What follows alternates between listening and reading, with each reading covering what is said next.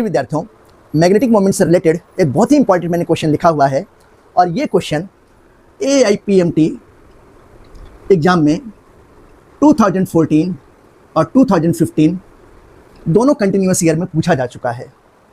Question क्या लिखा है कि which of the following ion have magnetic moment equal to the 2.84 Bohr magneton. 4 option दिए गए हैं, chromium ion, manganese ion, ferrous ion, nickel ion, और इनमें से किसमें 2.84 बोर मैग्नेटॉन वैल्यू होगी। आइए इस क्वेश्चन को हम लोग कितनी जल्दी ट्रिक से निकाल सकते हैं, जरा इस बात को देख लेते हैं।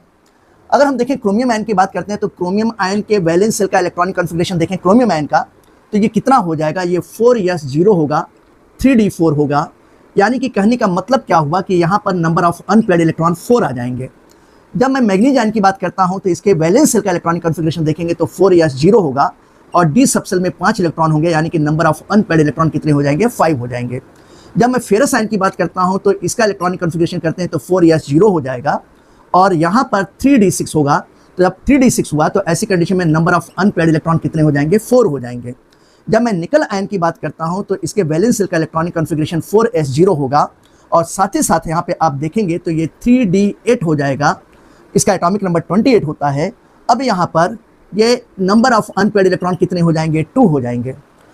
सभी को मालूम है कि अगर म्यू की वैल्यू निकालनी है, मैग्नेटिक मोमेंट निकालना है तो इसका फॉर्मूला होता है √n+2 बोर मैग्नेटॉन। ये फॉर्मूला होता है मैग्नेटिक मोमेंट निकालने का।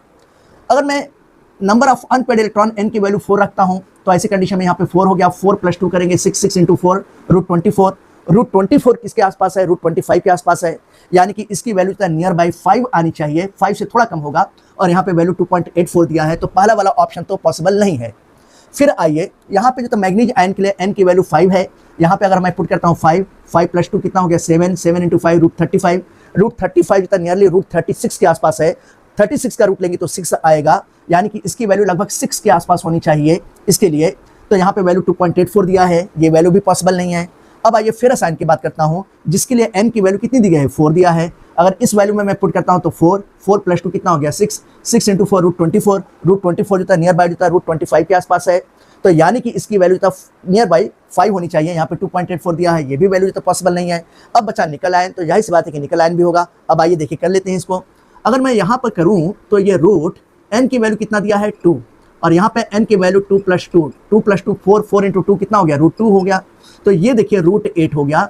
अगर इस √8 का जो है 8 का रूट निकालेंगे, 8 किसके आसपास है, ये 9 के आसपास है, तो √9 इक्वल टू कितना होगा, 3 होगा। अगर 9 को रूट से बाहर निकाला जाए तो ये वैल्यू 3 से थोड़ी कम होगी, यानी कि ये वैल्यू ही 2.84 बोर मैग्नेटॉन होगा। इस तरीके से आपने देखा कि हमारा आंसर कौन सा हो गया, ऑप्शन नंबर 4 निकल आयन करेक्ट आंसर है। इस तरीके से आप और इन्फॉर्मेशन के लिए मुझसे कनेक्टेड रहिए। Thank you.